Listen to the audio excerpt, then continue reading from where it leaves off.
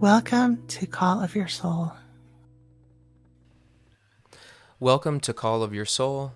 This is Dan Ellis with Amy Piper. And before we jump into today's content, just taking a moment to settle ourselves and in preparation to receive.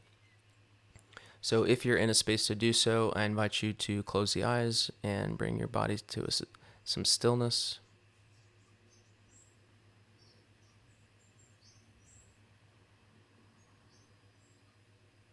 I'm just taking a moment here to connect into the rhythms of your body and to the pacing and where you feel your breath.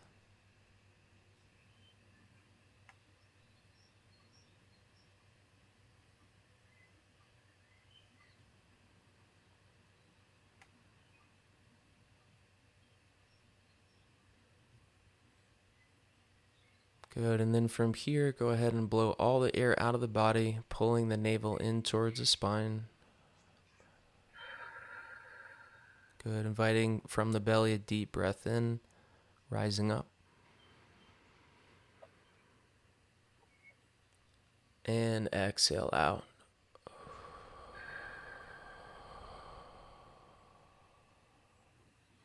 Good, so welcoming in my co-host Amy, and today we're talking about meditation. So Amy, maybe give us a little bit of a roadmap of what we have for today. Yeah, so today we're doing a bit of an introduction. We want to help people to understand more about meditation, what it really means. And Dan has, I think, a vast knowledge. And we're going to mainly listen to Dan today and what his experiences and knowledge is from his perspective and his experiences. Another day, we will do some introduction where I might do the same thing and introduce from my perspective what my experiences and viewpoint of meditation is. Thank you, Amy. So where I always like to start with a new concept because, when you go on the internet and you search something like meditation, which I did just to see what would come up, it kind of brings together pieces of, in my experience, what I feel like the entire concept is. So, for example, when you search meditation, it pulls the Vedic word, or the Sanskrit word rather, dhyana, which is just one aspect of it. So kind of wanted to start from the word etymology. And then from there, we can really kind of build the whole concept from the ground up and give a more comprehensive framework. So the word meditation comes from the Latin root medi, M-E-D-I, which is also the same word for medication. And what it actually is representative is the Latin word for medius, meaning middle.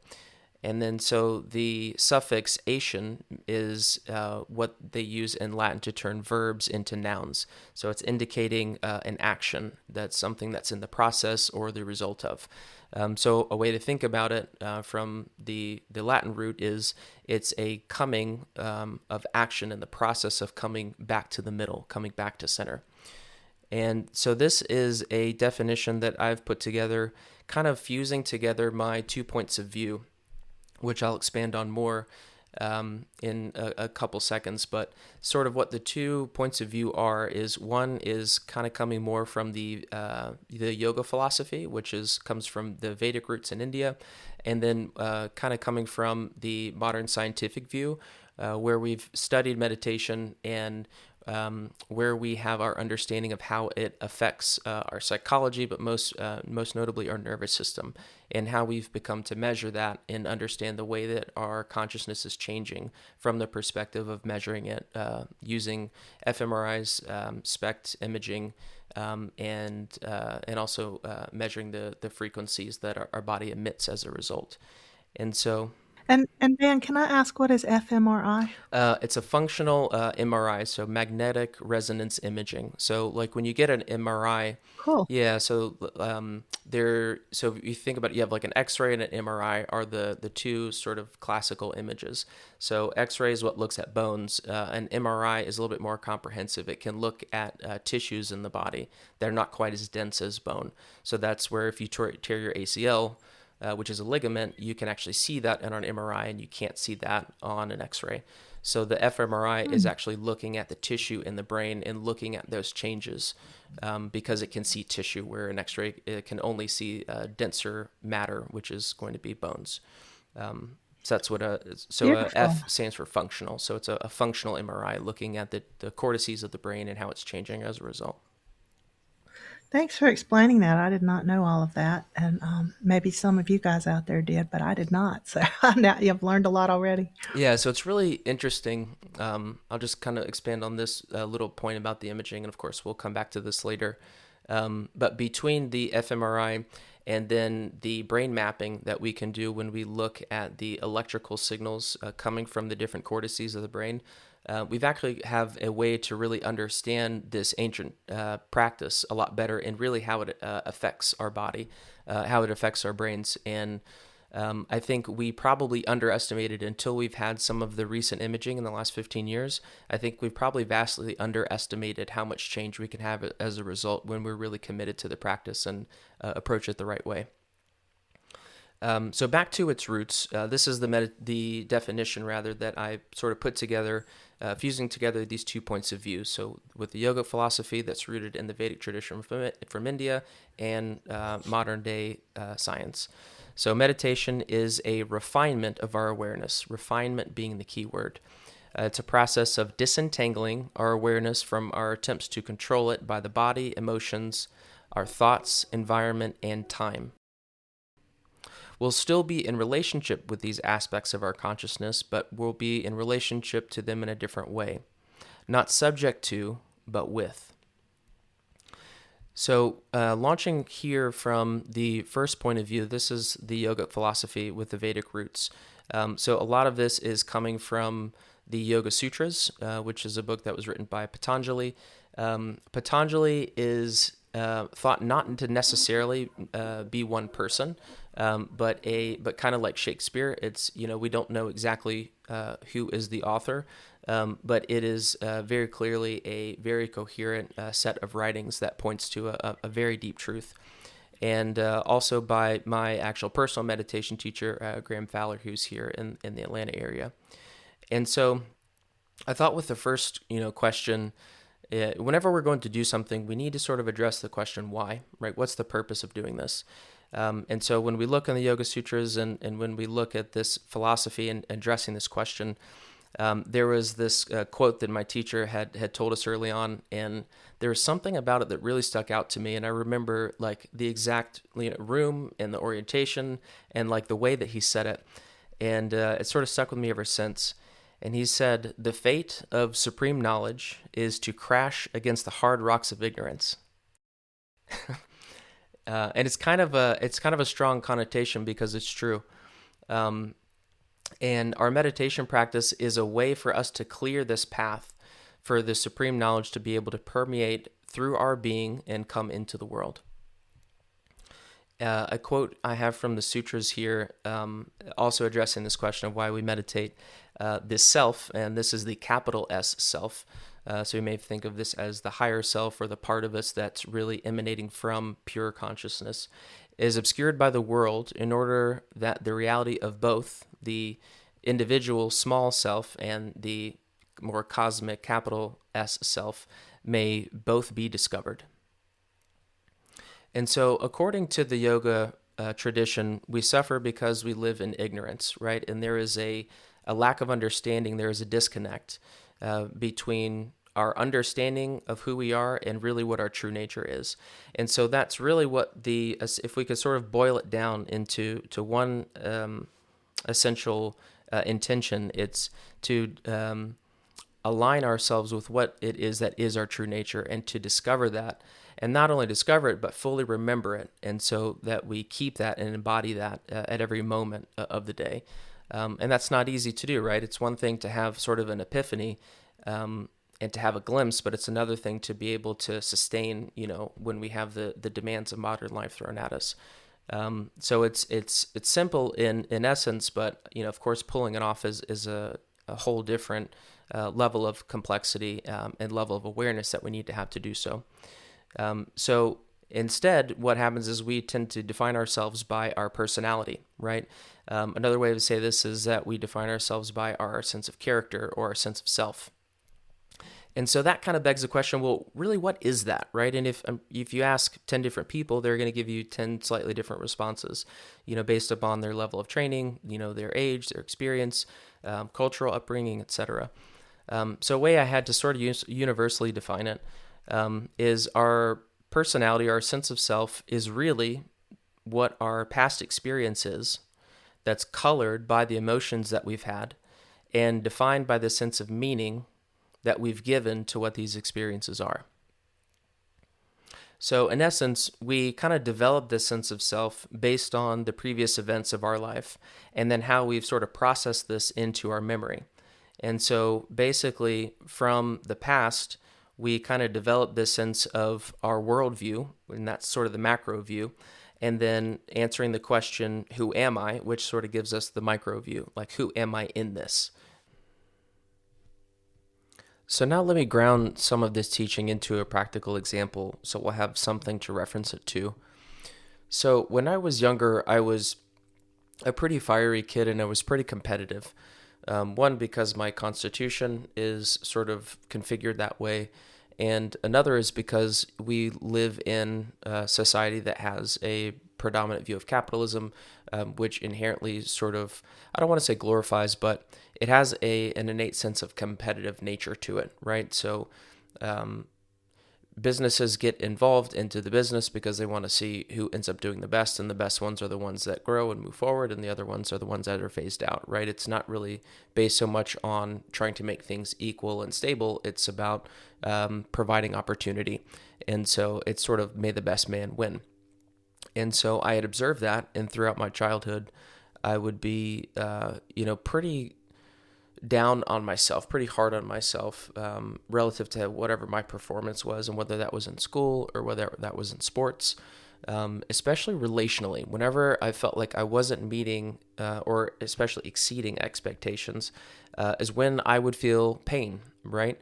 I could see, because I was also a very sensitive child, a very sensitive young man and adult, that I would see the pain on someone else's face when I didn't meet that expectation that they had.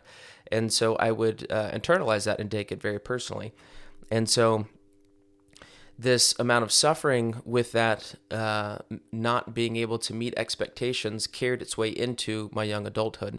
And so as I started meditating, I started to get to the root of this issue of why I would feel so much pain, and then compound that with my own thinking and ruminating about it, which would constitute to suffering, because there was this underlying sense that, well, unless I meet or exceed these expectations, I'm not worthy enough to receive their love and their affection and their praise and their presence.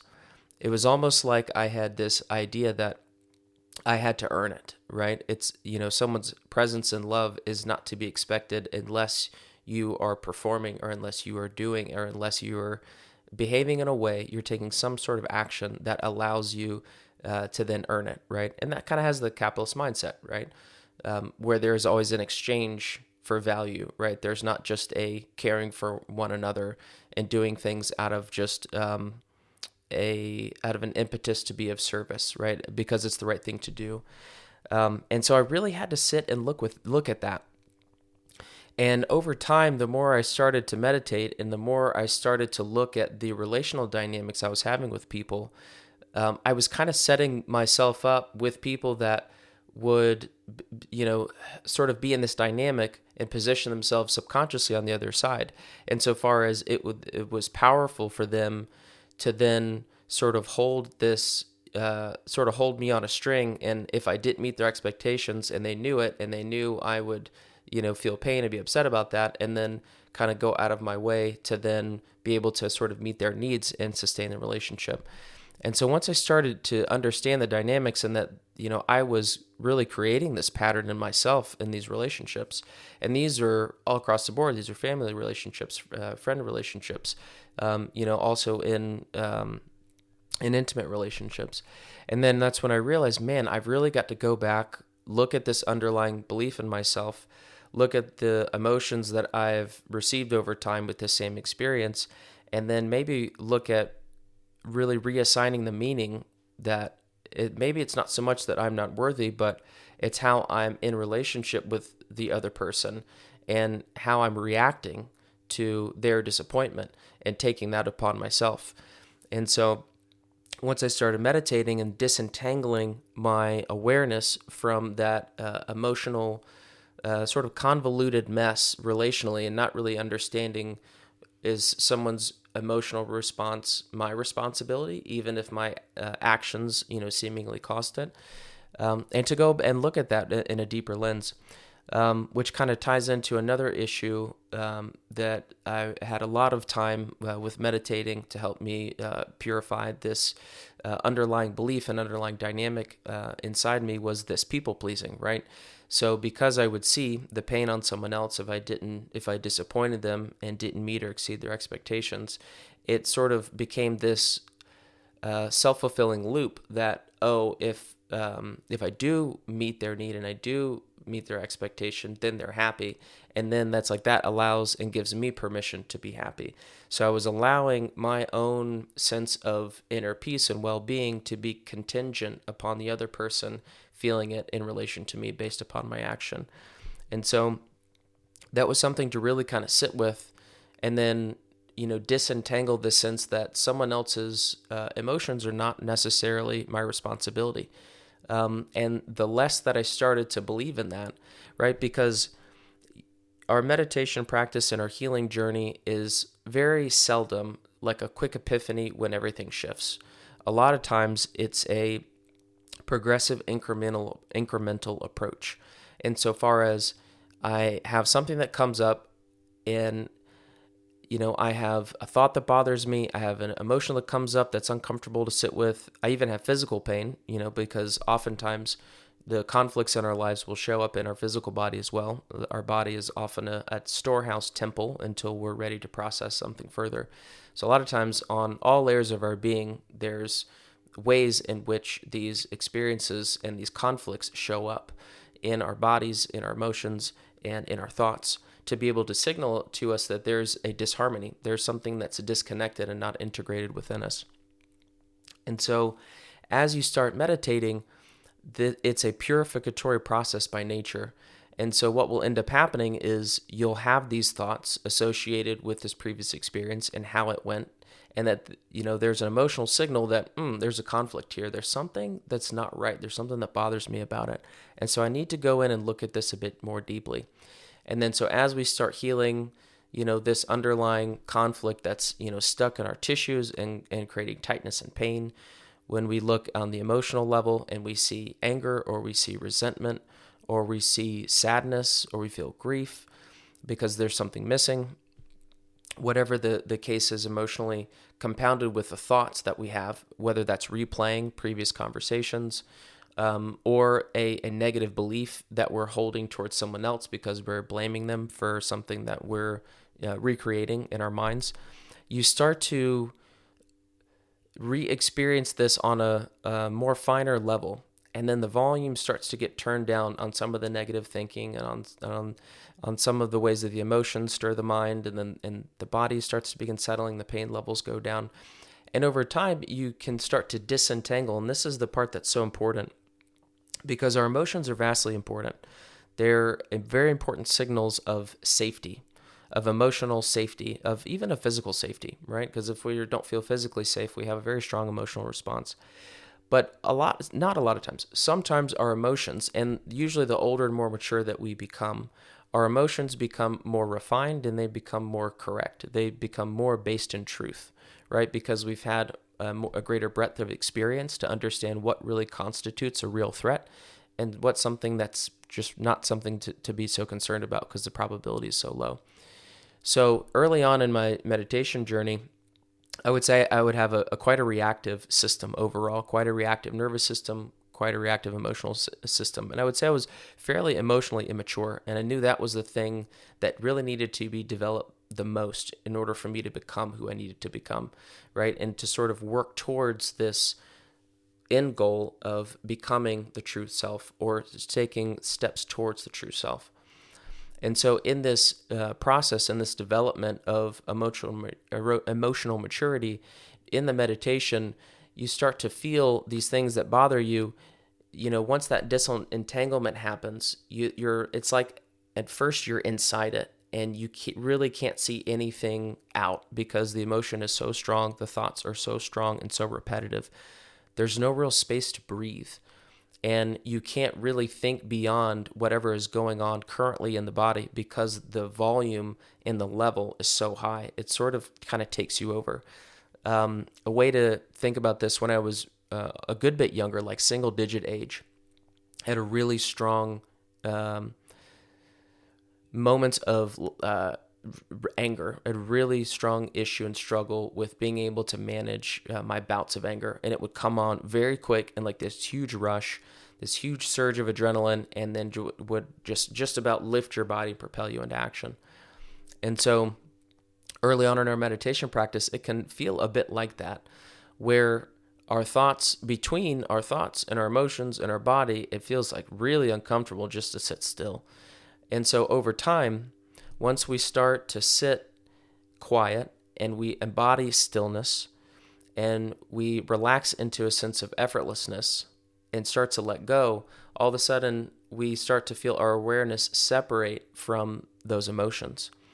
And that becomes really helpful insofar as we're able to experience them in a different way. It's not that we want to disassociate. It's a different movement because we're still in relationship to our emotions. We're still connected to our body. We're actually connecting to our body and our emotions more deeply, but we're doing so in a healthy way where there's a space between our awareness and our emotions. And so we start to observe them with a little bit greater clarity. Like think, for example, if you're in the middle of a big pile of people, right? They're all laying on top of each other and you're towards the bottom of the pile. Your vision is going to be completely occluded by just all the body parts and all the chaos, not to mention, feeling like your body's getting suffocated and pressed upon. But imagine your body still stays the same, but you're able to take your awareness and take it outside of your body and then start to look at the pile as if you're standing right in front of it. And then slowly your awareness begins to back up, and then you see the pile more for what it is because you can see everything all at once.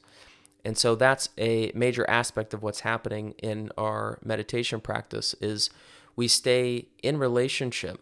We're not disassociating. We're actually going deep within our bodies, but our awareness is disentangling from the emotions, from the pain of the physical body, from the repetitive thinking of what's happened in our past, or obsessing and repeating the same thoughts about what we're worried about in the future. And our awareness can sort of stand alone away from those stimuli, which then allows us to experience that true nature, because that true nature is entrenched in a consciousness that's so pure that it is beyond all of our thoughts, all of our emotions, and beyond where our physical body could ever purely emanate from, because it's such a subtle frequency, and in that carries all the field of all possibilities. So every potential relationship we could have, every potential feeling we could have, every potential thought we could have, every potential job and relationship that we could have, all rests inside that true nature.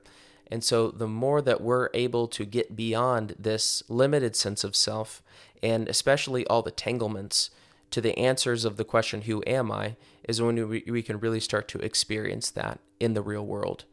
And that can change everything. And I will say, there was an older guy, probably early 50s, that came and started meditating with this group with Graham.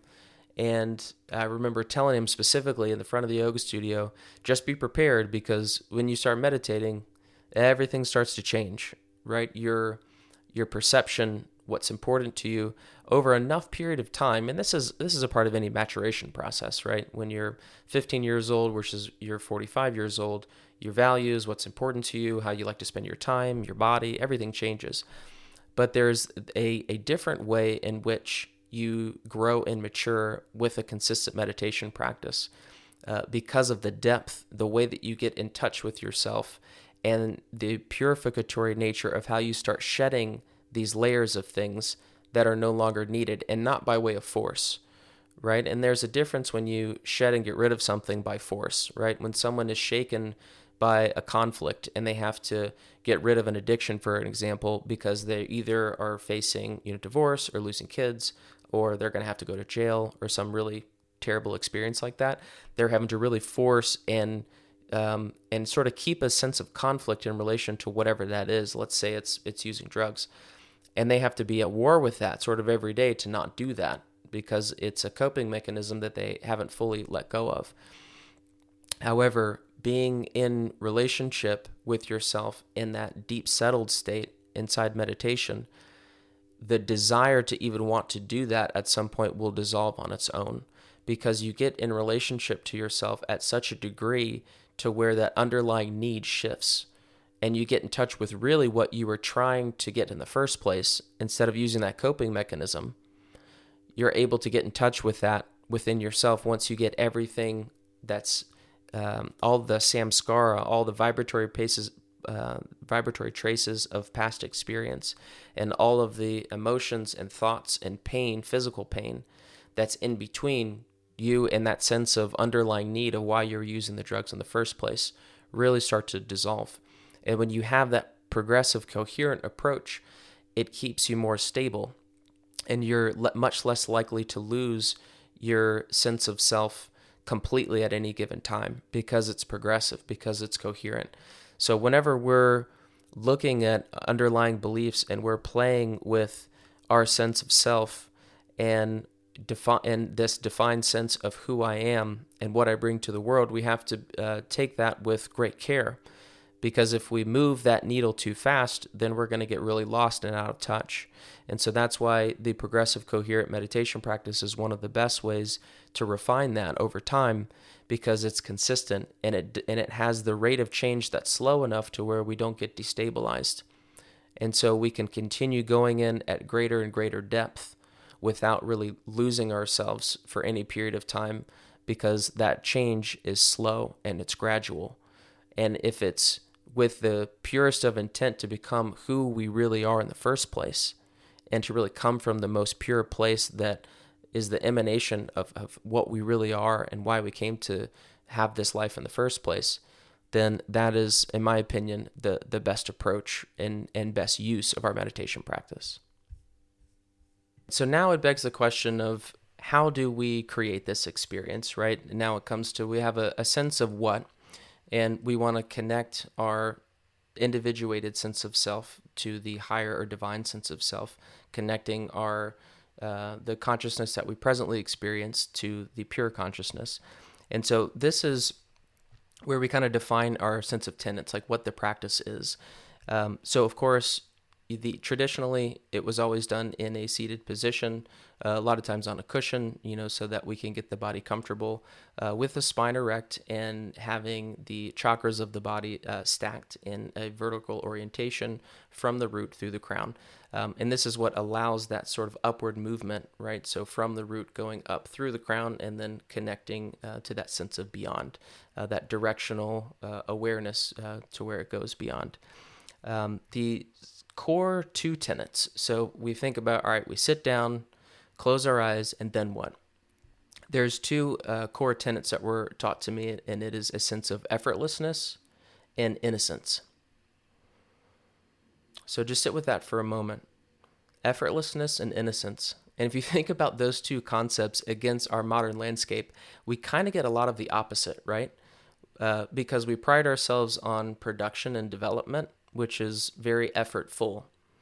And, innocence is a word outside of, the scope of law we probably don't hear too often. But I think there's a lot of self-judgment, a lot of, I think people tend to be very, very hard on themselves, a lot of times without realizing it. And I think it is a very refined skill to be able to have a sense of innocence with oneself. And so this is how we cultivate this sense of acceptance of whatever it is that's occurring in front of us. And that's not to be confused with the fact that we agree with whatever's going on and that we don't take any action. It's that we just accept whatever exists in front of us. And so these two tenets of effortlessness and innocence within our own body and within our own experience is what allows us to be accepting of the situation that's in front of us.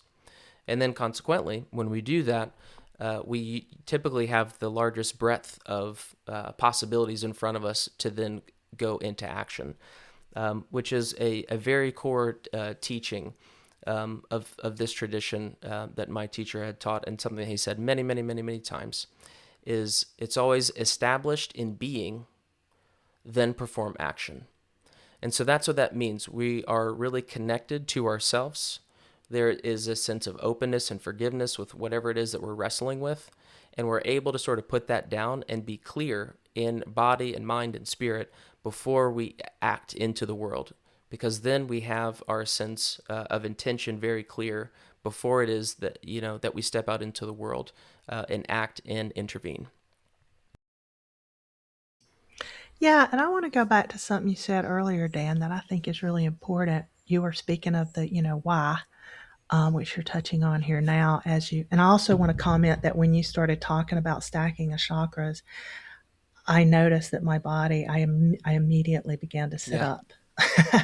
So my body was responding to your direction, even though you weren't necessarily directing. So I just wanted to comment on that. But also, you were talking about, let's see, how did you frame it? The what happens with our repetitive kinds of thought and how we can become attached to certain patterns. And in some traditions, they call that negative pleasure.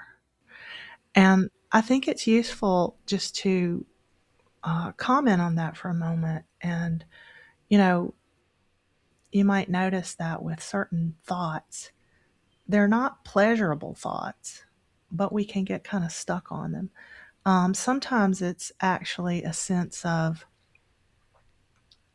like a spin cycle that we get stuck in. And we're just continuing to think about something over and over and over, maybe trying to figure it out. Um, and but we don't have any new information. So it amounts to worrying, and it's a worry that doesn't have value. It actually drains your energy. But there's strangely a kind of negative, if you really pay attention to your body, there's a subtle sense of pleasure that's going on as you're doing that. And that just happens because it's part of how our nervous system works.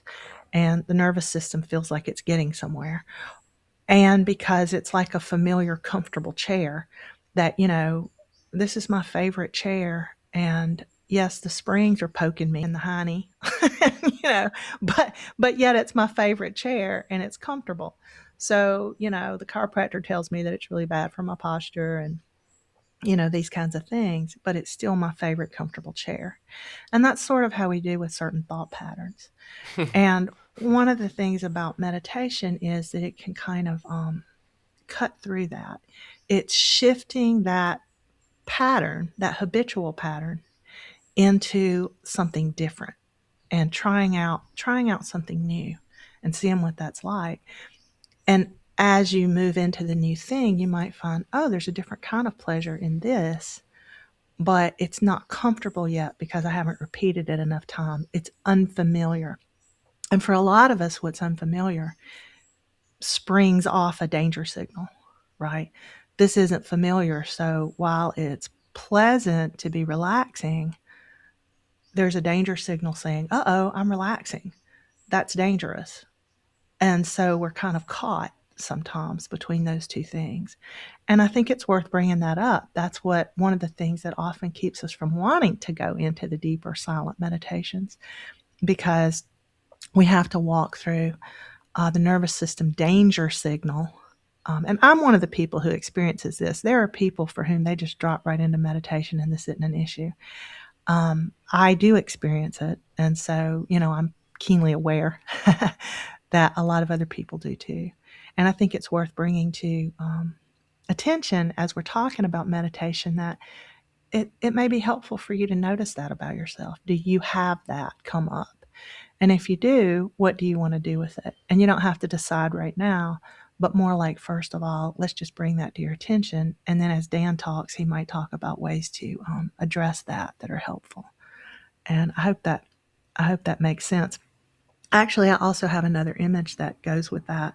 Sometimes our minds, it's like it's a spinning top or a washing machine that's just going round and round and round. And when that's the case, we our minds are not receptive, and our brains are very, very good at figuring things out, right? Our brains are very, very good at what they're good at.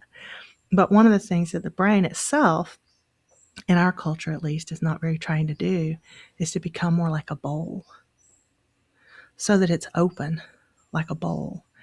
And when it's a bowl, then it's receptive. So if you have a bowl out in the rain, then it's going to receive rain. And if you have your mind metaphorically in the shape of a bowl, then it's open to receiving insights and aha moments.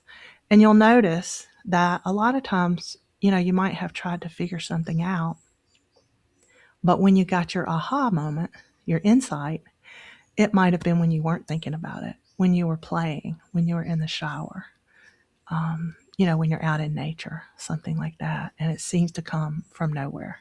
And that's because in those moments, your mind is a little more like a bowl in that it's more receptive rather than like a spinning top. So I just felt like it was worth bringing that up at this point as Dan goes into, more about meditation. Yeah, and it's a great point because I think where a lot of people start is, you sit down to meditate and you just have a whole host of overwhelming thoughts. Mm-hmm. And a lot of times when you're not used to sitting, as I was working with someone new to meditation a couple days ago, your body is also, kind of going a bit haywire because it's sitting, for a long time in a position it's not used to. So your muscles are firing and your nervous system is sending signals that it's not comfortable. Mm-hmm. And to Amy's point, and this is a really key piece. A lot of times we don't realize it, but we actually can become in relationship and almost even addicted to the arousal, even if it comes from Yeah. a place of discomfort, because it gives us a sense that we really feel alive, right? And Mm-hmm. it sort of propels us into action. And a lot of times with the modern demands of life, we really need, we feel like we need to sort of, be active and we need to respond to this and we need to take care of this issue. We need to fix this. And so we can kind of get addicted to that response of cortisol and adrenaline because it propels us forward and gives us the fuel that we need to act. But a lot of times I've come to realize that whatever I had in mind to do when I came from the place of not being established and being first was probably actually going to be the wrong action. Yeah. Or it was in the wrong time. And so it was the right action, but the wrong Yes. time. Or there was a different way I could be in relationship to that person, a different thing I could say, even a different way I can say something, and it's going to be tremendously more effective. Yeah. And that's sort of the result of what happens when we're exercising. And this is a concept called tapas, where we're not suffering, right? And we're learning how to be in relationships with things that arise that are not comfortable, but we don't respond in that reactive way, right? And there's a space in between whatever our automatic reaction was and then what we choose to then respond, right? It brings awareness, it brings intention, it brings, very conscious thought before we go out into the world and act. And if you think about it, that's a huge advantage. If you think in your life, like how many times have we had issues and created a big mess because we didn't really think before we acted, right? We didn't have our awareness, we didn't have intention, we kind of didn't think it through, so to speak, before we acted into the world, and then of course we have problems, and it can create more conflict. So it's a very key piece to sort of be aware of that because once we bring that level of awareness into more and more decision making, then you start to realize what it is that you're truly after.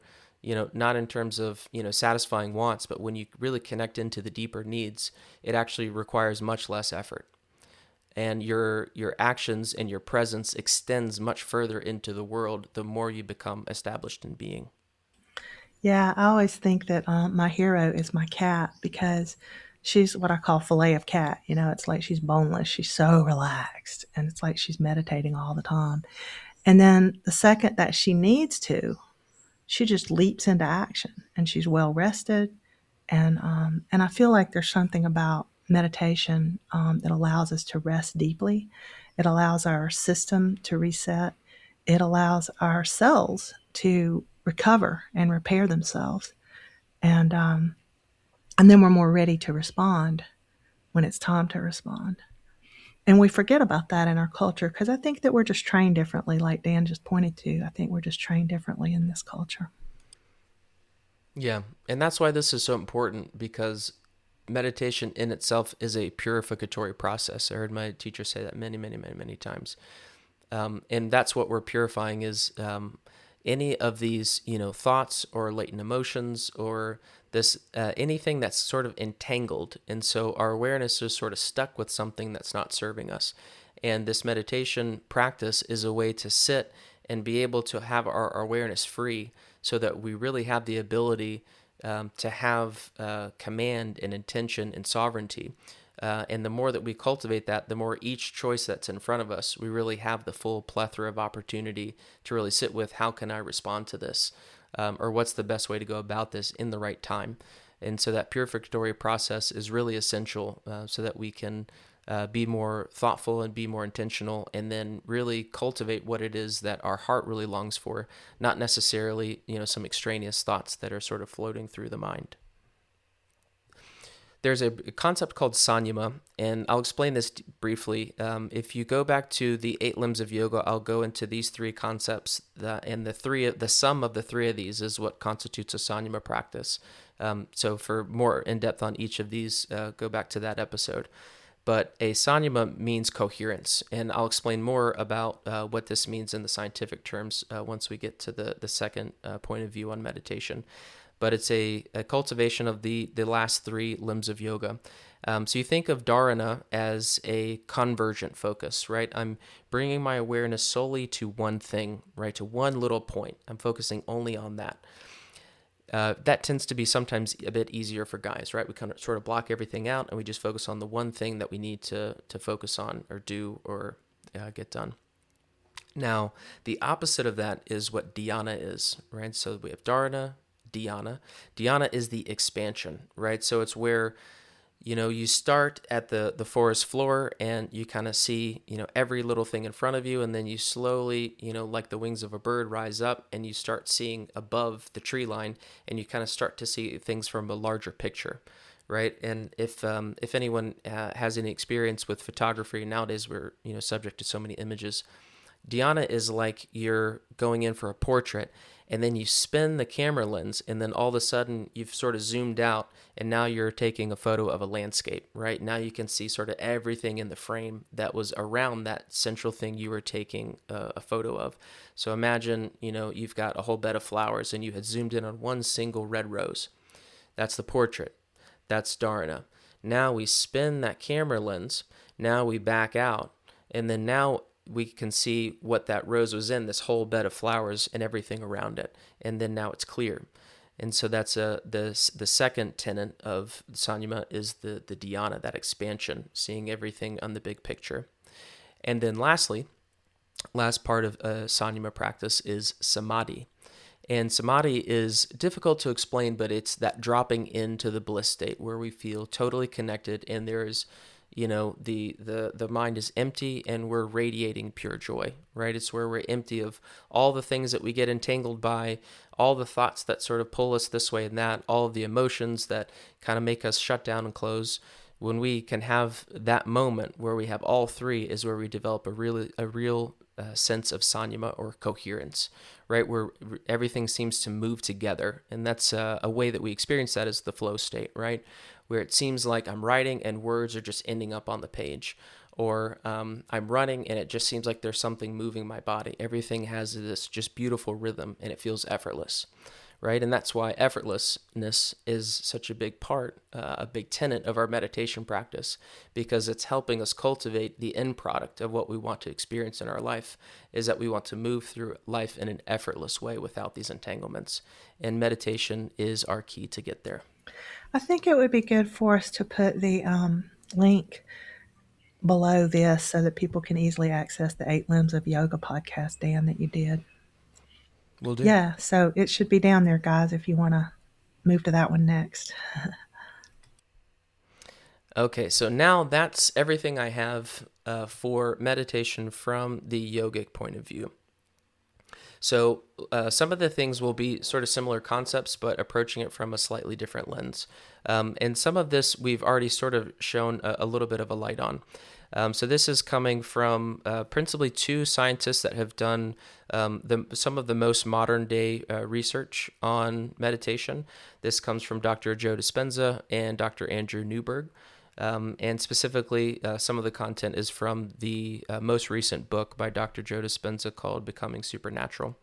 So, launch point, really the same essential question: why do we meditate?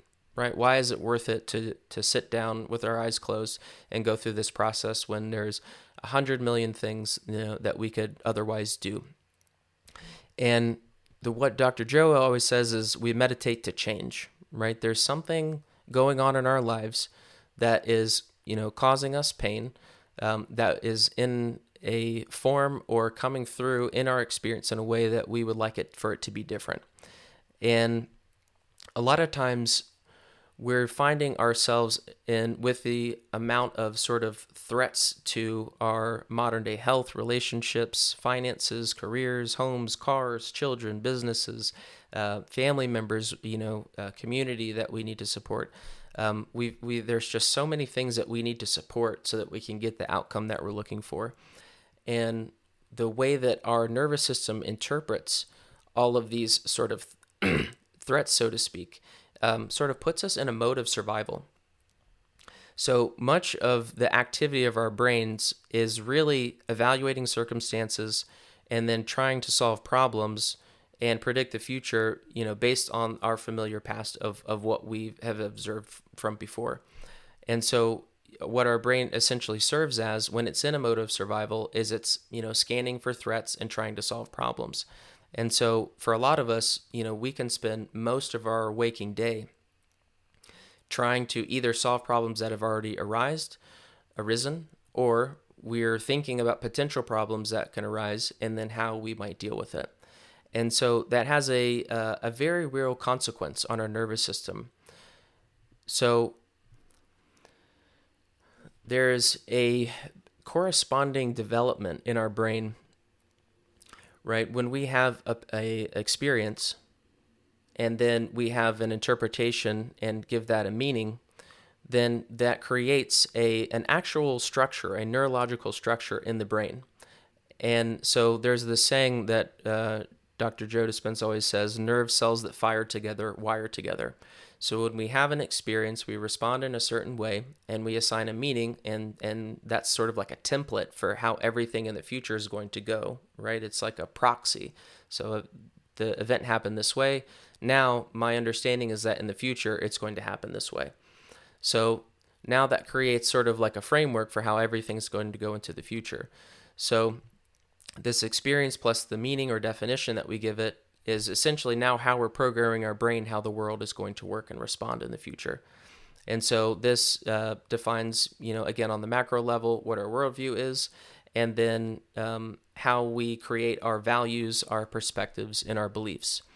And these are three, very, very pivotal concepts, for then how we have our relationship to ourselves and our relationship to the world, right? So if I have a negative experience and I feel like someone has done me wrong, then I'm very likely to believe that that's going to happen again.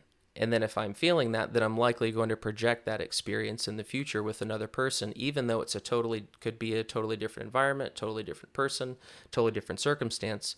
If that's what's happened in my past, and that's the way that my brain has organized itself in a neurological network, that people respond to me this way, then I'm likely to think that's the outcome that's going to hold true.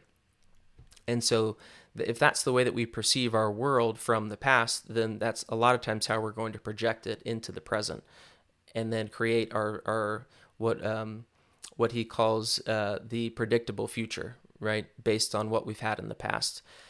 Which means if we don't have a very intentional set of values, perspective, and beliefs that are supportive, then a lot of times what we're going to do is sort of set ourselves up for failure.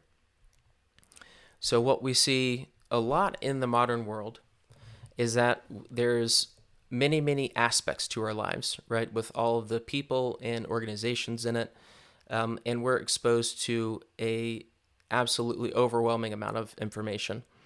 And so I would say most people are probably, on average, very, very overstimulated, right? When you think of all the access that we have, Oh, yeah. you know, yeah, based on all of the screens, and then based on all the amount of aspects of life that need our attention that we didn't have 100 years ago, that we really didn't have 50 years ago.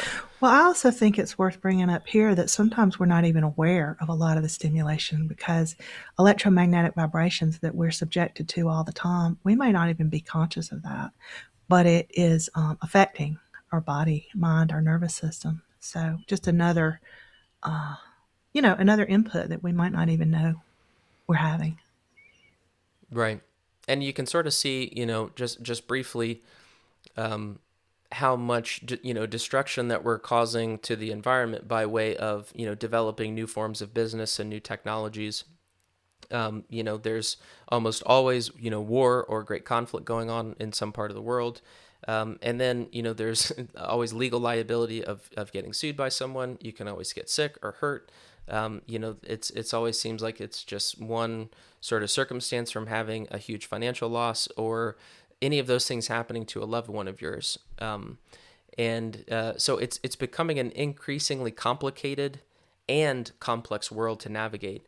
So this has real consequences on the body, right? And so for when this comes into conflict with our values and what we want to occur in the world, then there's this impetus that emerges from inside that, ooh, I need to thrust into action and I need to fix it. And so a lot of times, even if it's something that hasn't even occurred, we can have the exact same response as if, someone is threatening us physically. And so when you think about an extended amount of time where we have this physiological response towards danger, right? Because the body knows no different if our mind perceives a threat financially versus physically versus socially. It's all the same to the body. It's all the same chemicals, maybe in slightly different levels, but it's really the same, response in terms of the neurotransmitters, which are basically the chemicals that are signaled from the brain to the body that basically induce fear, a fear response that, hey, that we need to be thrust into action. And so the body really responds equally to the thought of the event as the event actually occurring. So just sit with that for a second. So the body responds equally to the thought of the event as the event actually happening. So for our worriers out there and people that tend to think of all the potential pitfalls that are potentially coming into your future, at least to a certain extent, and sometimes if it's something that can really threaten you personally, you're literally programming your body for the event it's for your body it's the same as if the event is actually taking place. And so it's really, really debilitating. And so I think that's why we've seen a huge rise in the amount of insomnia. So now in today's times in the United States, about 30% of American adults struggle with insomnia because we have this heightened state of awareness where we're sort of closing down and narrowing in on these potential threats and problems that are going to be coming into our life in the various ways. Not to mention when we have the sustained release of a lot of these neurotransmitters that thrust us into action, we can't really slow down and regenerate and heal. It's like to Amy's point, like we were mentioning earlier, when we're able to drop into meditation, we're able to get the body to slow down, and then we can enter that state in which we can rest and digest, recuperate, and recover.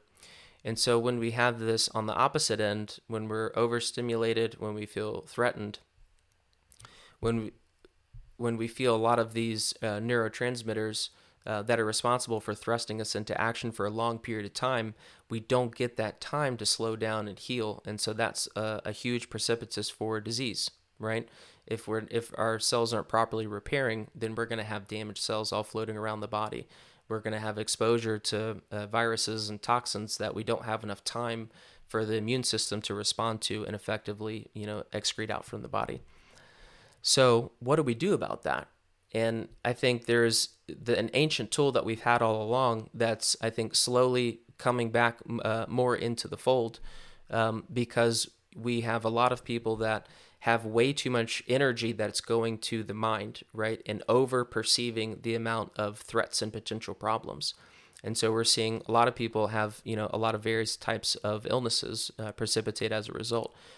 Mental illness, of course, but this, of course, affects the body because the two are connected. And so, from the neurological point of view, it's really fascinating to understand how meditation affects our body and affects our awareness. So, when we're in that high state of being overstimulated and being very vigilant about everything that's going on in the outside world, we're in what's called a beta brainwave state. So this is a higher frequency between 20 and 37 hertz. And so this is what sort of narrows our focus and our awareness down, because we're searching for problems and we're searching for answers. We don't need any other information in our field besides what is the problem and or what is the solution. And so as a result, when back to that quote about the supreme knowledge crashing against the hard rocks of ignorance, well, when we're in this state, we're by definition ignorant, right? Because we're not seeing the full picture, because we're narrowing in on the problem and trying to find a solution. So a lot of times we're not really seeing what's in front of us, the person, or we're not seeing the circumstance in its totality. We're just seeing what we want to see. We're just seeing what we think that we need to see. And so a lot of times we end up being very reactive, and a lot of times we're a bit oversensitive, right? Because we're sort of, a lot of times the way people phrase this is on edge, right? I think you don't have to to spend a whole lot of time in a certain area, especially in developed cities, right, where people tend to be even more active, where you come across someone and you have one little exchange and then someone sort of just kind of blows up at you, right? And this is someone who's in a heightened state, right? There's not a lot of time between what happens in the event and their reaction. It's reactionary. It comes from the autonomic nervous system. They're really not in control of it. So as soon as that event occurs, you're going to get immediate reaction that's straight from their limbic brain. So to get ourselves out of this, the best way to do that is to sit in silence and to sit and bring the body into stillness. So what we see in meditation is actually fairly quickly, we can start to bring that level of activity down sort of the ladder, so to speak. So high beta is great for certain instances, right? Where someone may be sick or hurt, and we need to call the paramedics and we need to respond to an acute issue now. Outside of that, beta brainwaves is not really helpful, right? This is not something that we can sustain or meant to sustain for a long period of time. So now, once we begin meditating, and we sit down, we close the eyes, and we start connecting to our awareness and disinvest our energy from our senses, now everything starts to slow down. And so we can move from the high beta state to the low beta state. So now we feel the aperture of our awareness slowly begin to expand, right? Whereas before we only maybe felt the limbs and the hands, because that's where the energy is being sent to. That's where the blood is being sent to. Now we can start to feel more of the body. We start to connect back to the heart and realize how fast it's been beating. So what's really interesting here is once we're able to start slowing the rate of the heart and slowing the blood pressure, slowing the activity of the brain waves down, we can experience 1,400 biochemical changes towards growth and repair. That's a lot of changes just by sitting down for a few minutes. So now, once we start to sit and then we redirect that energy, instead of going to the outside environment looking for threats and looking for problems and solutions, we direct that primordial energy back to ourselves. And that's where the real magic starts to happen, is when we really feel that movement of energy from the outside world back to ourselves. We do a small version of this to open every episode, right? To Amy's point, if I'm driving and I'm focused on traffic and everything around me and to avoid hitting another car, I'm not open to receive, right? I'm not actually going to be listening.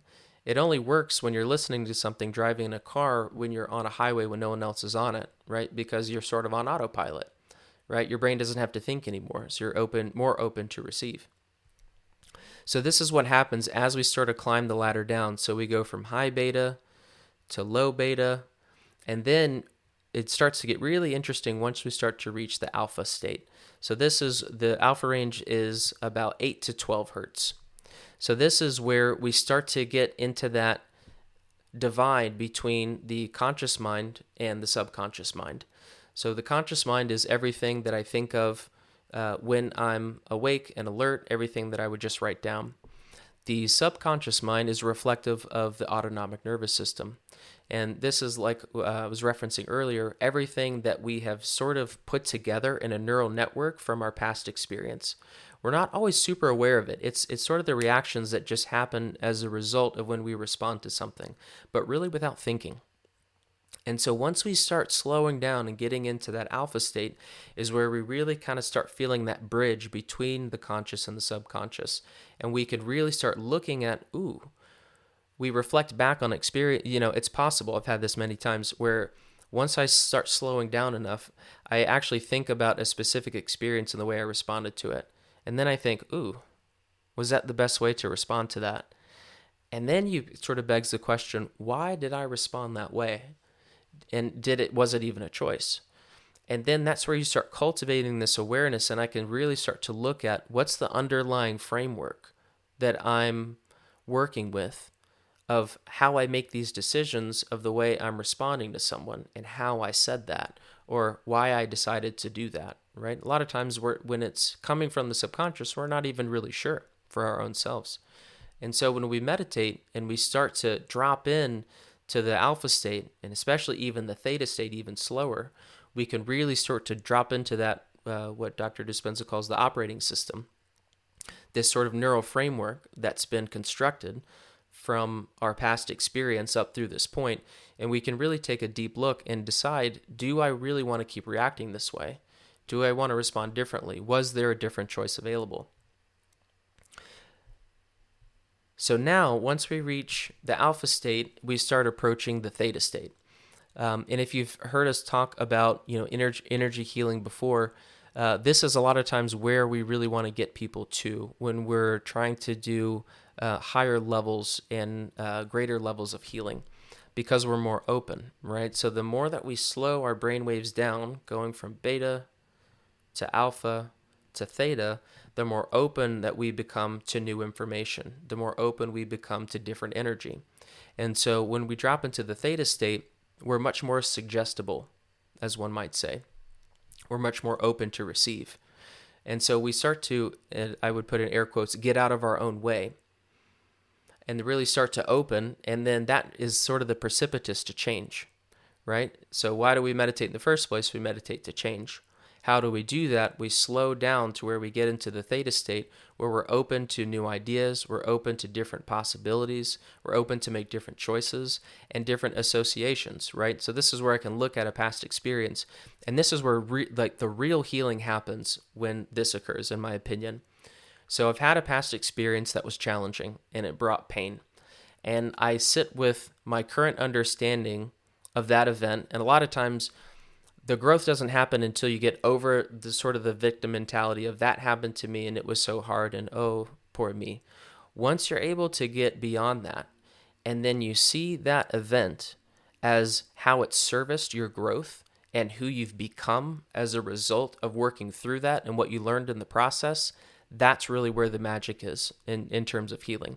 And so when we enter the theta state is where we can start to have more of those epiphanies, more of those moments. And that is where we can actually neurologically see real change inside the brain in real time. We can actually see, and this is the imaging that we were speaking of earlier on the fMRIs, on the SPECT imaging, and also on the EEG brainwave imaging. We can actually see the brain change in real time. So we can actually see, our neurological associations to past events is starting to move, and we're making more orderly networks inside of our brain that give us more choices to respond.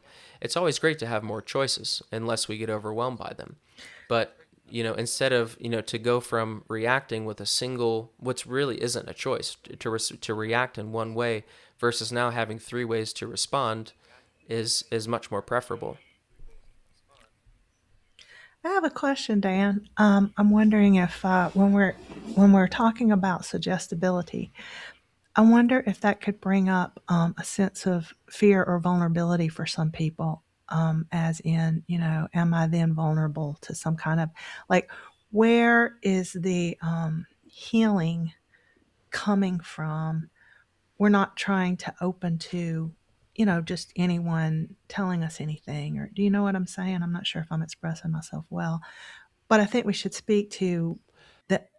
Well, I'll just let you. Do you understand what I I'm think asking? so. Yeah, and that's why the meditation practice, you're really there for your own healing, and it's Hmm.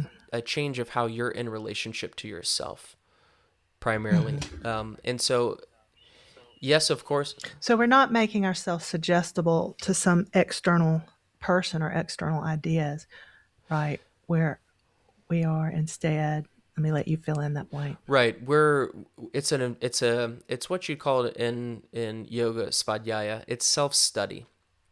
So Hmm. we're looking at our own relationship to our values, our beliefs, our perspective, the way that we react to various ways that cause us pain and suffering. We're looking at our own emotions, and how we're in relationship with people.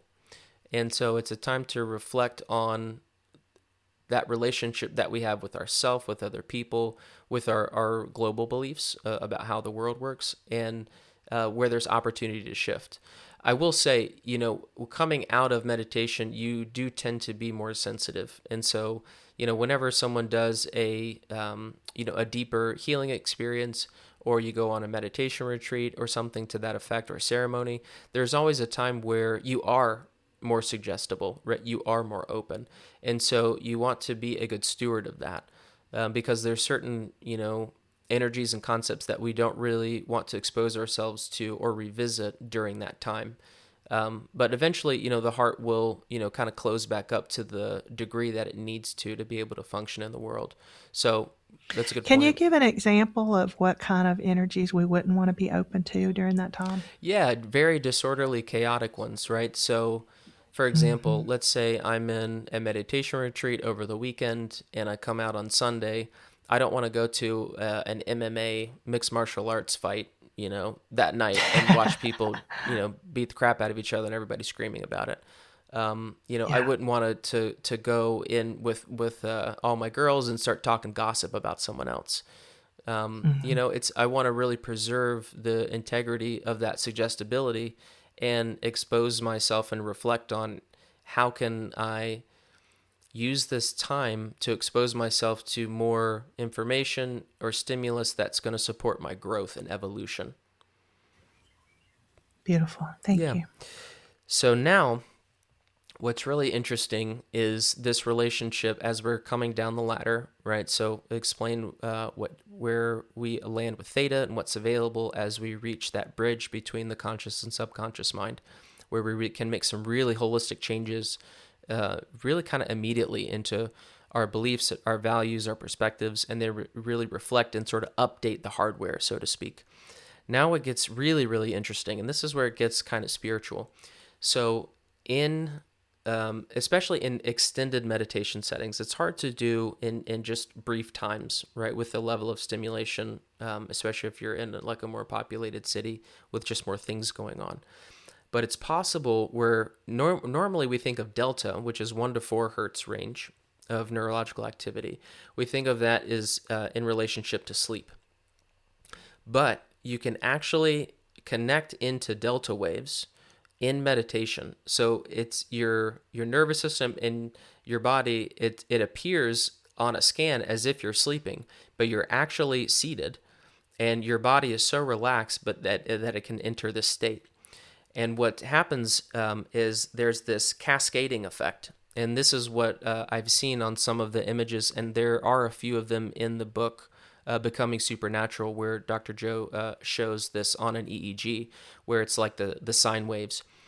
And where you see all of a sudden you've got on each level, on delta, theta, alpha, beta, you've got coherence. All of the waves are moving together. Everything is working in harmony.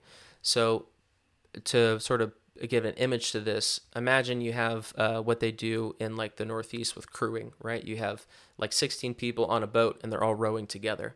So whereas before, the way we're going on in our lives is you got 16 people all hitting their oar at different times. The boat is shaking and gyrating. Nobody's moving together, right? And it's a big mess. So, right? So when we're in a heightened or threatened state and we're overstimulated, that's the way that we're actually functioning. Now, when we're actually able to drop in and then disentangle our awareness from all of the levels in which it gets affected, physically, mentally, emotionally, now we can have every person in the boat moving and breathing as one organism, moving the boat in a straight line with speed. So that's like essentially what's happened. And then there's this brainwave state that we don't often see called gamma. And this is where we have like the deep spiritual experiences. And these are huge, huge waves. So now these high frequency gamma waves up to 100 to 150 hertz. So remember the high beta waves, which is typically the highest that we'll see in our normal waking state, is like up to 37. Now we have this frequency that goes all the way up to 150. And then all of these waves, delta, theta, alpha, beta, and gamma, moving together in these big sweeping waves. And that's where we have this sort of spiritual experience. One may call it super consciousness. And that's where real possibilities really start to open up. And this is no longer, pseudoscience or just, the talk that you see in ancient spiritual texts. We actually have measurements of this. And it's actually so high that the gamma waves relative to the axes on the chart, it's so high that the chart can't even pick it up. It's 200 to 400 standard deviations higher than the way that the chart is oriented. You have to zoom out, to this ridiculous amount to be able to even see the top of the gamma waves that come as a result in some of these meditations that they've been able to produce. And so this is what this is the essence of what's happening in when the yogic tradition calls the Turiya state, right? So I didn't mention this until now. So there's the three normal states of consciousness in yoga. You have waking, sleeping, and dreaming. And so what we're trying to access in the Turiya state, which means fourth, is this exact experience, right? And this is what Sanyama means, is coherence. Coherence is all of these waves stacking and moving together. And so this is how we access that fourth state of consciousness, where we're able to drop in and become so clear and so unaffected by all of the modulations of our mind, of our body, of our emotions, that we can get on 5 different levels, like 5 different octaves. So think about it like 5 notes on the piano, different notes, but then moving all in sequence and moving together, which creates a really, really fascinating experience.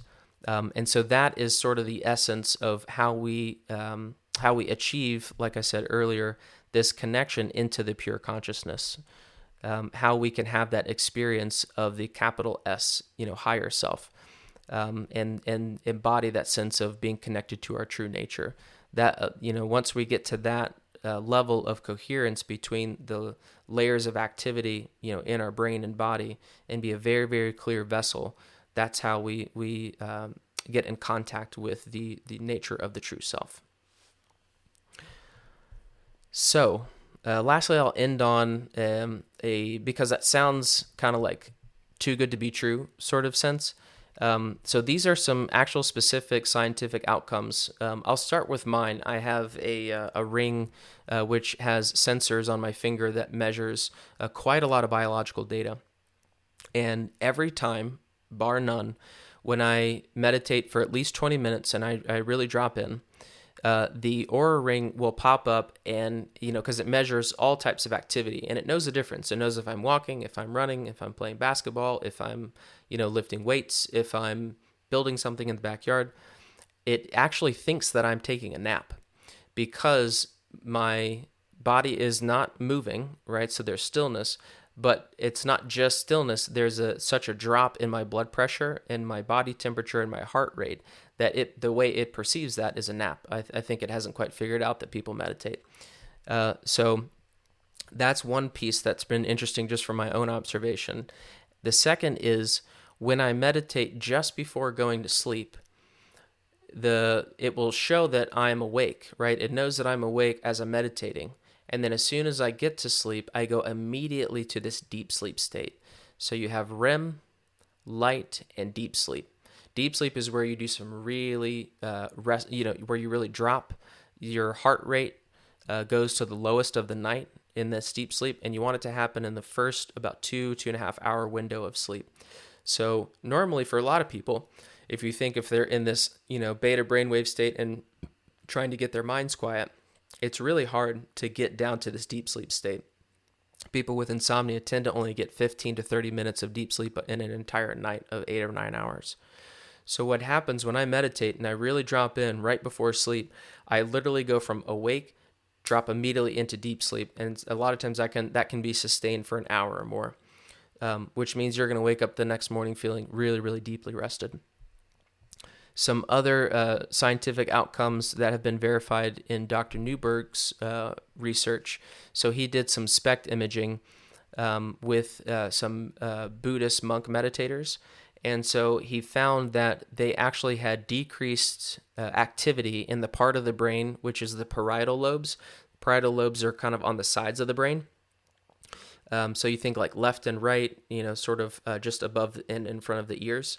This is the area of the brain that's responsible primarily for our spatial awareness and our orientation. So if you think about it, if that area of the brain is decreasing in activity, it's exactly what they talk about with dhyana, with that sense of expanding the awareness, right? Our energy field is now, we're getting rid of all the entanglements, and our energy field is open to expanding much more beyond the confines of the body. Which is a very interesting and, of course, an observation that we would expect to see.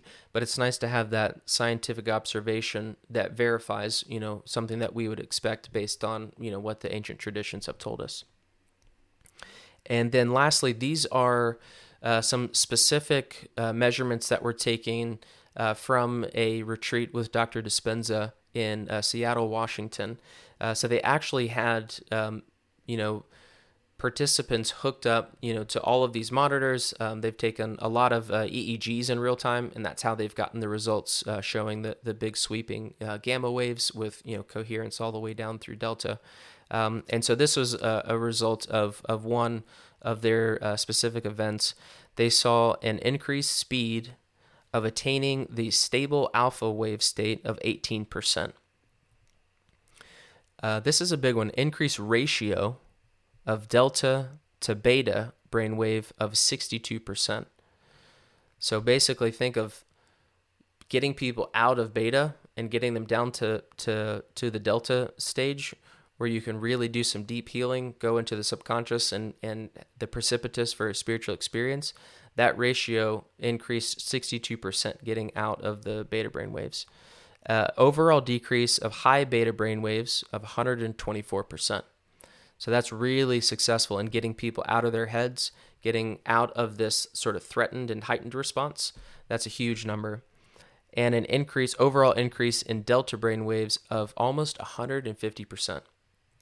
Now, for a lot of people that struggle just to regulate and to get to sleep, a lot of times those delta brain waves are just sparse throughout the entire night and you wake up exhausted. So at that level of increase, it's almost 1.5 times the amount of delta brainwaves seen in the participants they measured, which is incredible. And then, of course, as we've talked in the immune response, right, when we're able to regulate and get out of the heightened state, we see the immune function incredibly better. The immune response is incredibly suppressed while we're in a heightened state. So once we are able to drop in, the immune function increases tremendously. And they've actually seen, they measured the immunoglobulin A, which is an antibody measurement of the immune system. It's going to be in most of the time where you go to get like just your health checkup blood results.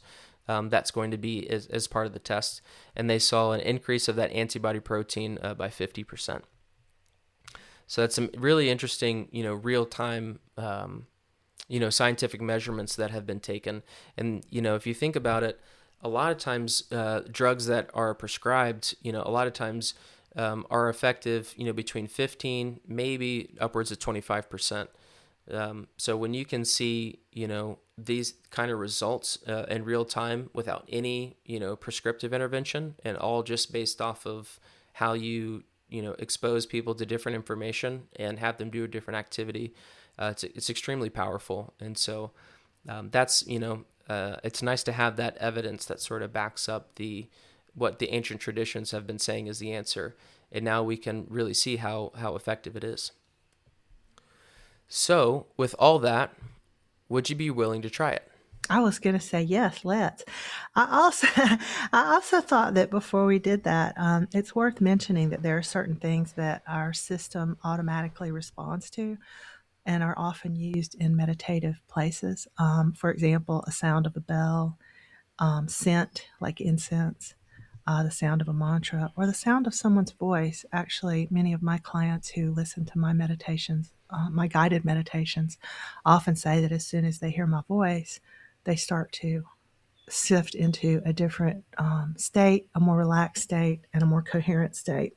So I think it's worth mentioning that sometimes scent and lighting and sound are things that you can utilize to kind of assist you on this journey, especially as you're just dropping into, experiencing something that might be new. That's a great point. And it sort of brings up the concept of the priming effect. Mm-hmm. So something that is a part of every meditation practice, especially from the yogic tradition, is to do what's called a pranayama, which is a breathing exercise. Yeah. And that becomes a really great primer, because once you do these three things: you sit down, you close your eyes, you let the body get still, and then you start the pranayama, you start that breathing. It's like your body and your nervous system know, oh, okay, it's time. It's time to drop in. It's time to meditate. And so then the whole process becomes a little bit more seamless once you have that sort of priming effect and you've built a routine. Your body will kind of just know that, oh, it's time to do that, and it really kind of starts the process endogenously. It really kind of happens on its own. Mm-hmm. Yeah. Yeah, I agree. So with that, I will lead us in. So now I strongly encourage you, if you're in a place to do so, close your eyes and find if you need to, shift your seat a little bit so that you can get nice and comfortable. Well, and if you're not in a place to do this, like if you're in the car listening or something like that, then maybe you want to pause and remember to come back to it later when you are in a more suitable location. Yeah, great point. So for those that are ready, adjusting your seat as needed, and then slowly bringing the eyes to a close.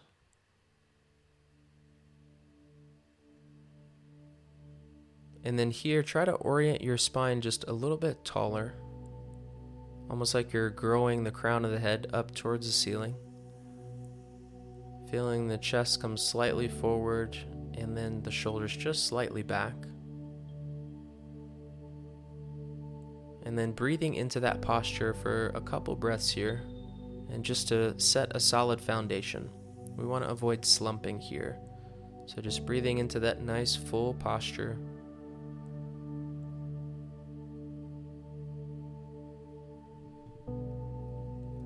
And then as you exhale, feeling that settling, feeling the energy coming down back to the sits bones connected to the floor or whatever cushion or pillow you may be sitting on.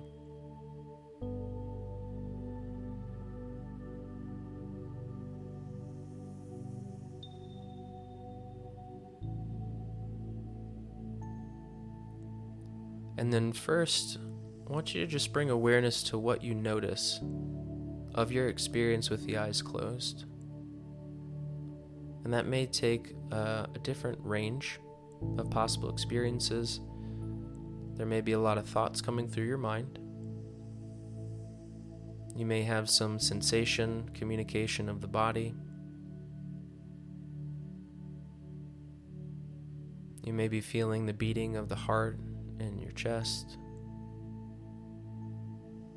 And you may be feeling different aspects of your senses, kind of small sounds in the distance. You may start being more oriented towards your sense of smell or taste.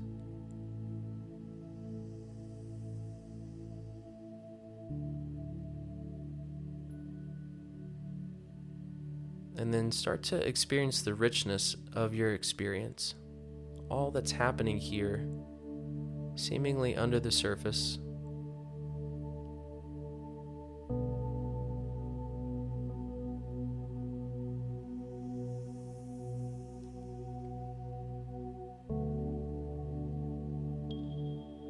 And then tuning in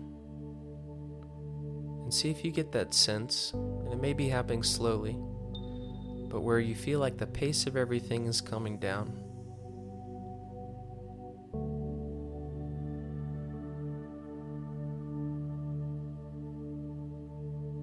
And then I want you to bring your awareness to your breath.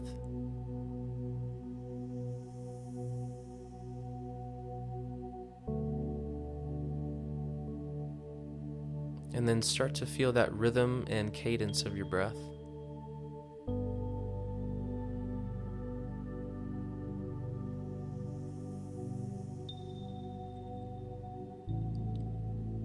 Feeling that expansion and lift as you inhale.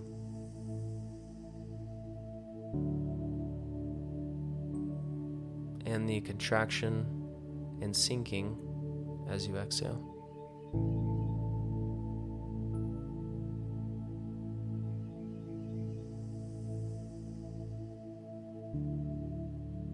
And invite every other part of your body, your legs, your arms, your head and neck, just invite them to be a softly sense of still.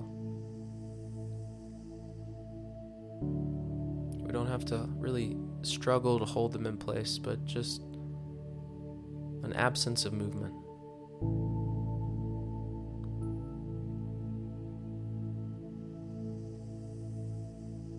And with those fixed, just feeling that rising and falling in your chest in correspondence with the breath.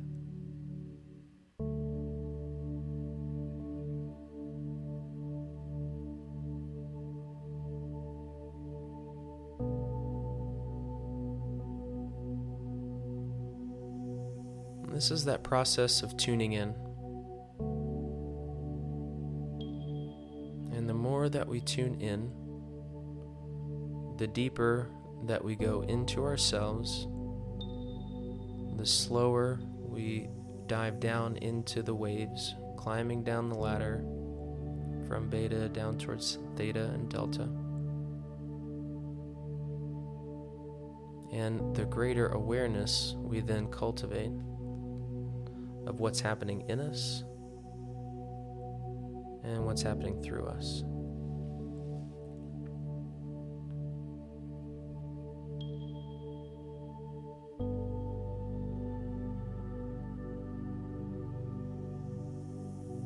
Now, as you've probably felt the breath slow down a little bit, I want you to orient where the breath first starts in your body.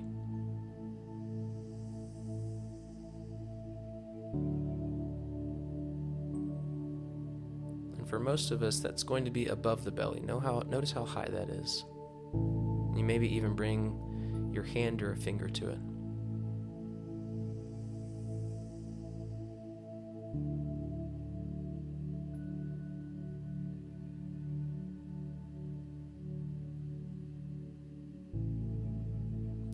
Good. Now I want you to slowly invite the breath to start lower in the body, more towards the belly.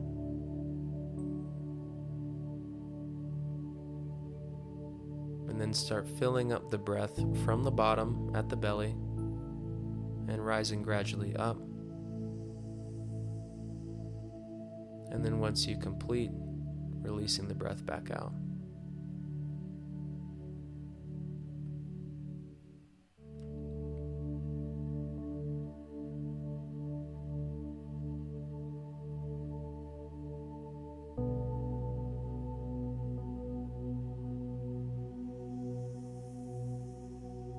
And just keeping a soft awareness, feeling the breath rise from belly to chest, and then as you exhale, feeling the chest sink, settling back into your body.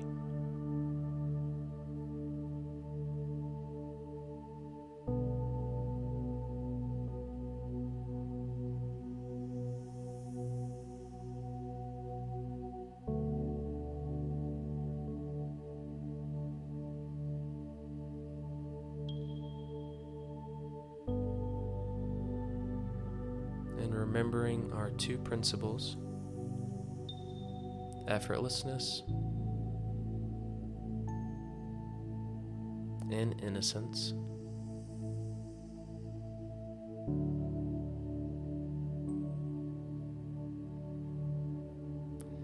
And if the mind needs something to orient to, just orient it to your breath. And whatever arises in your experience, whether it's sensation or thought,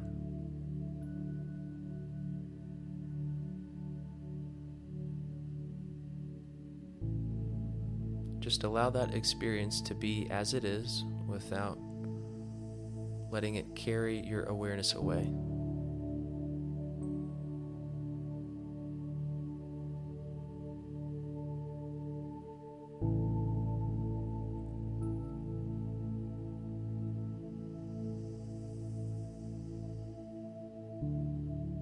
Staying soft and open.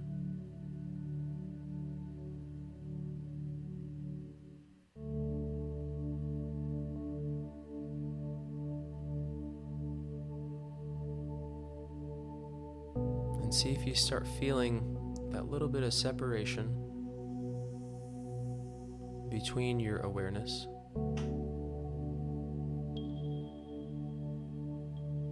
and any thoughts and sensations arriving through your body or your mind.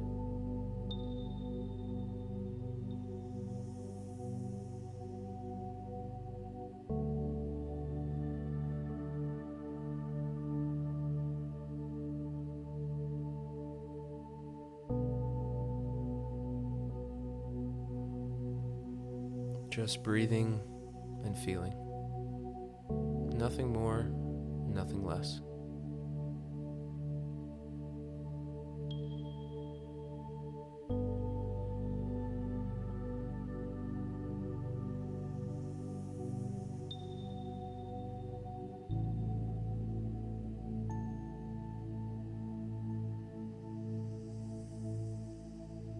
Taking a couple more moments here.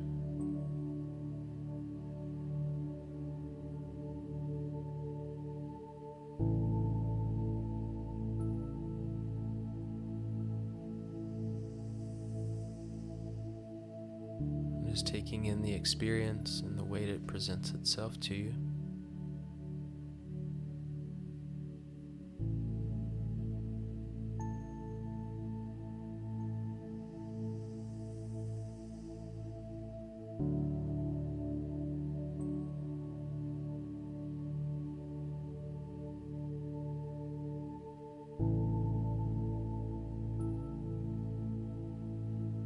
And then start to notice your body.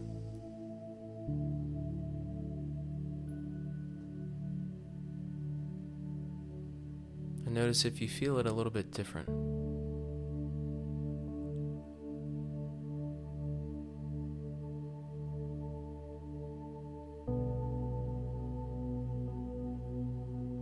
Is everything continuing to slow down?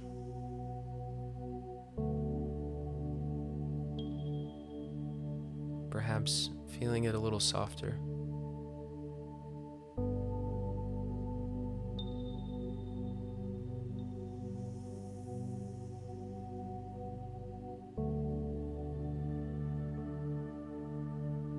is there a little bit of a sense of ease that maybe you didn't feel quite as much just a few minutes ago?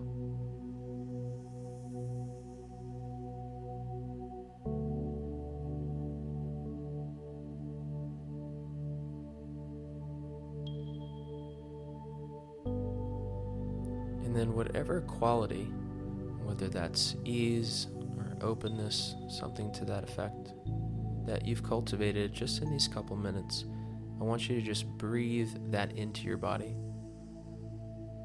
Have that held in your mind and breathe that into your body.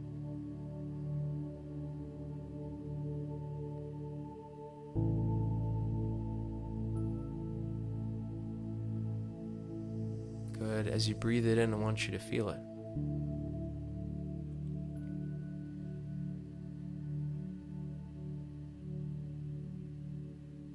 And then enjoy as you feel that permeate through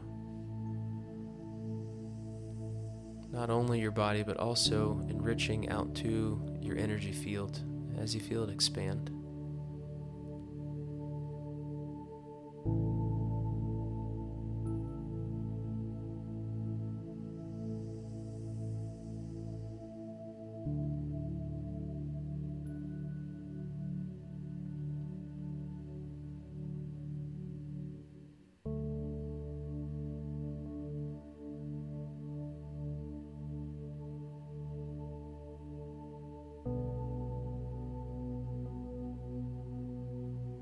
Now really start to bring your awareness back to the physical.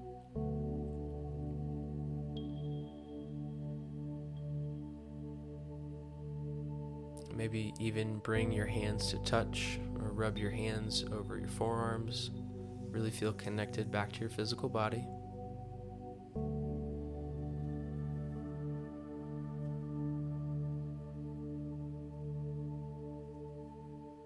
Good. Take a deeper breath in.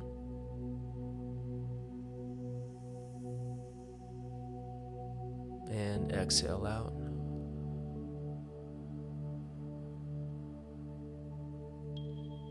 From here, I recommend lying down for 2 minutes. And so, to do so, I recommend going ahead and pausing the podcast here as you give yourself 2 minutes to integrate.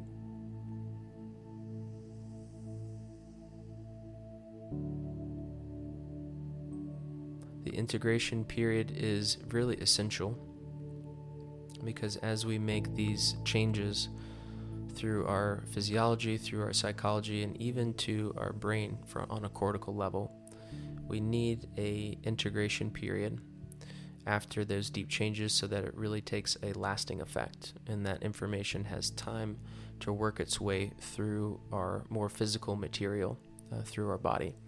So that integration period is always best right after meditating for 2 to 3 minutes, and just simply lie down with no stimulus, and then slowly bring your body back into the world as you transition back to your waking day.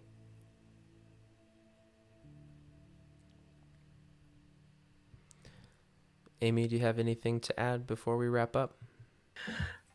I just wanted to ask if this is the purpose. I know you are a yoga teacher of Shavasana, the integration period that you were talking about at the end of the yoga class. Is that what Shavasana does?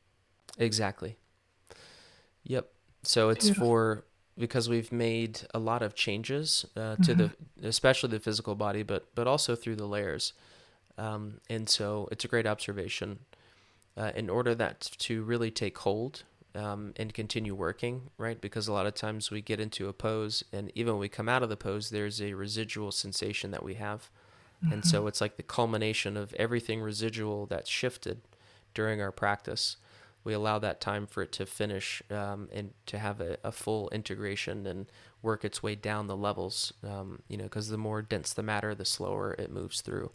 And so that gives us that period where everything settles, and those changes really take full effect as we move forward through our day. Lovely. That's great to understand. Yeah, good observation of wisdom there, Amy. So wrapping up this episode, we thank each of you so much for joining. Hope that you've had an opportunity to not only experience the knowledge of what meditation can bring, but also a felt experience to make it a part of your being and a part of your life. Thank you so much to my co-host Amy for going along with me in the code captain's chair. And we'll see you guys on the next episode.